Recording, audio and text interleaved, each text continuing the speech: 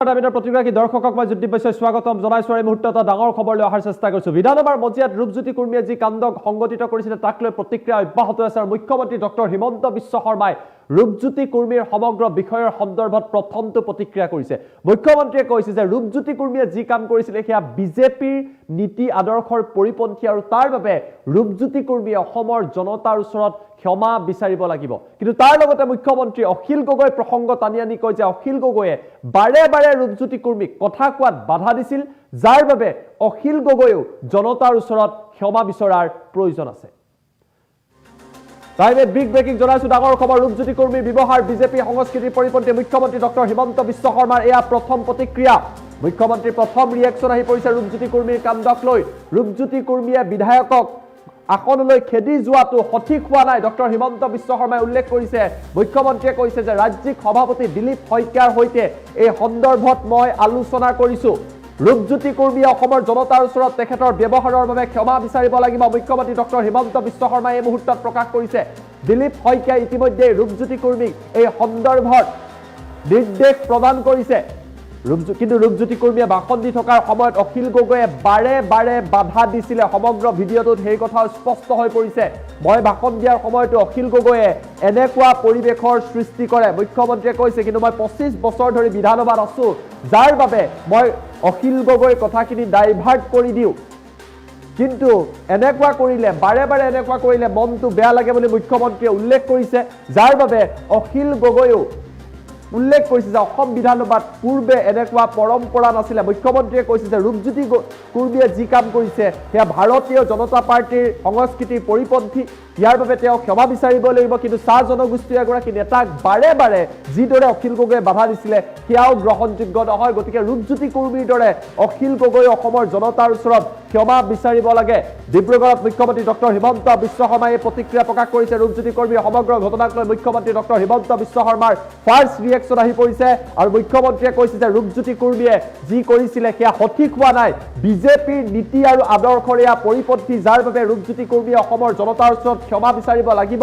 যিদৰে তেওঁ বিধায়কৰ কাষলৈ গৈ খেদি গৈছিলে, চোচা লৈছিলে, এয়া সঠিক হোৱা নাই। ৰাজ্যিক সভাপতি দিলীপ শইকীয়াৰ সৈতে এই সন্দৰ্ভত আলোচনা কৰা হৈছে আৰু ৰূপজ্যোতি কুৰ্মীক এই সমগ্ৰ বিষয়ৰ ওচৰত অসমৰ জনতাৰ ওচৰত ক্ষমা বিচাৰিবলৈ কোৱা হৈছে। দিলীপ শইকীয়াই ইতিমধ্যে বিজেপিৰ সভাপতিগৰাকীয়ে ৰূপজ্যোতি কুৰ্মীলৈ পত্ৰ লিখি এই নিৰ্দেশ প্ৰদান কৰিছে। মুখ্যমন্ত্ৰীয়ে স্পষ্টভাৱে কৈছে যে ৰূপজ্যোতি কুৰ্মীৰ যি ব্যৱহাৰ সেয়া ভাৰতীয় জনতা পাৰ্টীৰ সংস্কৃতিৰ পৰিপন্থী। আমাৰ লগত মুখ্যমন্ত্ৰীৰ এক্সক্লুজিভ মন্তব্য আহি পৰিছে। মন্তব্য আপোনালোকক দেখুৱাই লোৱাৰ চেষ্টা কৰিছো। ৰূপজ্যোতি কুৰ্মীয়ে যি ব্যৱহাৰ কৰিছে বা তেওঁ মাইকলৈকে আন এজন সদস্যৰ মাইকলৈকে খেদি গৈছে, এই বিষয়টো ভাৰতীয় জনতা পাৰ্টীৰ যিটো সংস্কৃতি সেই সংস্কৃতিৰ লগত খাপ নাখায়। সেইকাৰণে ৰাতিপুৱা আমাৰ ৰাজ্যিক সভাপতিৰ লগত যোৱাকালিও মই আলোচনা কৰিছিলো আৰু ৰাজ্যিক সভাপতিয়ে ইতিমধ্যে ৰূপজ্যোতি কুৰ্মীক অসমৰ ৰাইজৰ ওচৰত ক্ষমা খুজিবলৈ নিৰ্দেশ দি পত্ৰ এখন প্ৰেৰণ কৰিছে। এইটো হ'ল ৰূপজ্যোতি কুৰ্মীৰ বিষয়।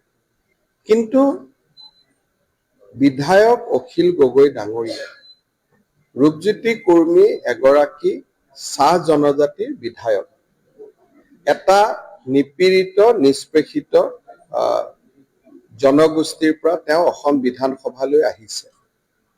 এজন বিধায়কে ভাষণ দি থাকোতে, মন্ত্ৰীয়ে ভাষণ দি থাকোতে বিধায়কসকলে কেতিয়াবা মাজত ৰখাব যত্ন কৰে। কিন্তু যোৱাকালি মই যেতিয়া ভিডিঅ'টো ভাল কৰি চাইছো তাত এটা দেখা পাইছো যে ৰূপজ্যোতি কুৰ্মীয়ে ভাষণ দি থাকোতে অখিল গগৈ ডাঙৰীয়াই বাৰে বাৰে তেওঁক বাধা দিবলৈ চেষ্টা কৰি আছিল। আৰু কেতিয়াবা মই ভাষণ দি থাকোতে অখিল গগৈ ডাঙৰীয়াই এনেকুৱা ধৰণৰে ঘটনা কৰে। মোৰ অলপ 25 বছৰ বিধানসভাত হৈ গ'ল কাৰণে ধেমালি ধুমলা কৰি কথাখিনি মই ডাইভাৰ্ট কৰো, কিন্তু মনটো সিমানে সেই সময়ত বেয়া লাগে। আৰু আমাৰ বিধানসভাত আগতে এনেকুৱা ধৰণৰ ব্যৱহাৰ কৰা পৰম্পৰাই নাছিল। কোনোবাই ভাষণ দিলে ভাষণটো শুনা যায়, কিন্তু কালি যদি আপোনালোকে শুনে ৰূপজ্যোতি কুৰ্মীয়ে ভাষণ দি আছে, অখিল গগৈ কোনোবা এটা ৰাস্তাৰ কথা উল্লেখ কৰি আছে। ৰাস্তাৰ কথাটো আপুনি PWD মন্ত্ৰীক কওক, ৰূপজ্যোতি কুৰ্মীকটো কৈ থাকিবলগীয়া কথা নাই। গতিকে ৰূপজ্যোতি কুৰ্মীৰ ব্যৱহাৰখিনিক লৈ আমি দুখিত। কিন্তু অখিল গগৈ ডাঙৰীয়া চাহ জনগোষ্ঠীৰ নিপীড়িত নিষ্পেষিত সমাজ এজনৰ যুৱকে ভাষণ দিবলৈ অলপ সময় সুযোগ পাইছে, তাতে তেওঁ বাধা দিবৰ কাৰণে চেষ্টা কৰাটো যথেষ্ট উচিত নাছিল। গতিকে কোনোবাই ৰূপজ্যোতি কুৰ্মীৰ ব্যৱহাৰৰ 2 মিনিটৰ ভিডিঅ'টো নাচাই যদি 5 মিনিট আগৰ পৰা 5 মিনিট পিছলৈকে চাই, মই ভাবো ৰূপজ্যোতি কুৰ্মীৰ লগতে অখিল গগৈ ডাঙৰীয়াই ৰাইজৰ ওচৰত ক্ষমা খুজিবলগীয়া হ'ব। ৰূপজ্যোতি কুৰ্মীয়ে যি ব্যৱহাৰ কৰিছে বা তেওঁ মাইকলৈকে আন এজন সদস্যৰ মাইকলৈকে খেদি গৈছে, এই বিষয়টো ভাৰতীয় জনতা পাৰ্টিৰ যিটো সংস্কৃতি, সেই সংস্কৃতিৰ লগত খাপ নাখায়।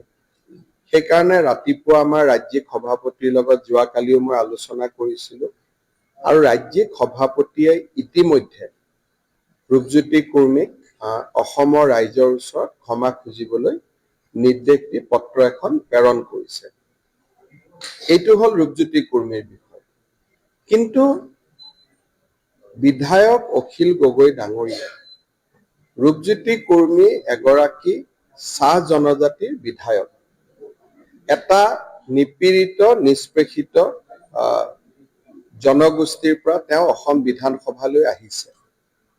এজন বিধায়কে ভাষণ দি থাকোতে, মন্ত্ৰীয়ে ভাষণ দি থাকোতে বিধায়কসকলে কেতিয়াবা মাজত ৰখাব যত্ন কৰে। কিন্তু যোৱাকালি মই যেতিয়া ভিডিঅ'টো ভাল কৰি চাইছো, তাত এটা দেখা পাইছো যে ৰূপজ্যোতি কুৰ্মীয়ে ভাষণ দি থাকোতে অখিল গগৈ ডাঙৰীয়াই বাৰে বাৰে তেওঁক বাধা দিবলৈ চেষ্টা কৰি আছিল। আৰু কেতিয়াবা মই ভাষণ দি থাকোতে অখিল গগৈ ডাঙৰীয়াই এনেকুৱা ধৰণৰে ঘটনা কৰে। মোৰ অলপ 25 বছৰ বিধানসভাত হৈ গ'ল কাৰণে ধেমালি ধুমলা কৰি কথাখিনি মই ডাইভাৰ্ট কৰোঁ, কিন্তু মনটো সিমানে সেই সময়ত বেয়া লাগে। আৰু আমাৰ বিধানসভাত আগতে এনেকুৱা ধৰণৰ ব্যৱহাৰ কৰা পৰম্পৰাই নাছিল। কোনোবাই ভাষণ দিলে ভাষণটো শুনা যায়, কিন্তু কালি যদি আপোনালোকে শুনে, ৰূপজ্যোতি কুৰ্মীয়ে ভাষণ দি আছে, অখিল গগৈ কোনোবা এটা ৰাস্তাৰ কথা উল্লেখ কৰি আছে। ৰাস্তাৰ কথাটো আপুনি PWD মন্ত্ৰীক কওক, ৰূপজ্যোতি কুৰ্মীকটো কৈ থাকিবলগীয়া কথা নাই। গতিকে ৰূপজ্যোতি কুৰ্মীৰ ব্যৱহাৰখিনিক লৈ আমি দুখিত।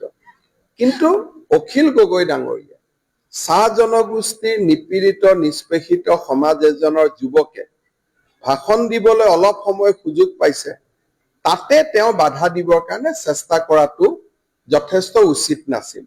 গতিকে কোনোবাই ৰূপজ্যোতি কুৰ্মীৰ ব্যৱহাৰৰ 2 মিনিটৰ ভিডিঅ'টো নাচাই যদি 5 মিনিট আগৰ পৰা 5 মিনিট পিছলৈকে চাই, মই ভাবো ৰূপজ্যোতি কুৰ্মীৰ লগতে অখিল গগৈ ডাঙৰীয়াই ৰাইজৰ ওচৰত ক্ষমা খুজিবলগীয়া হ'ব।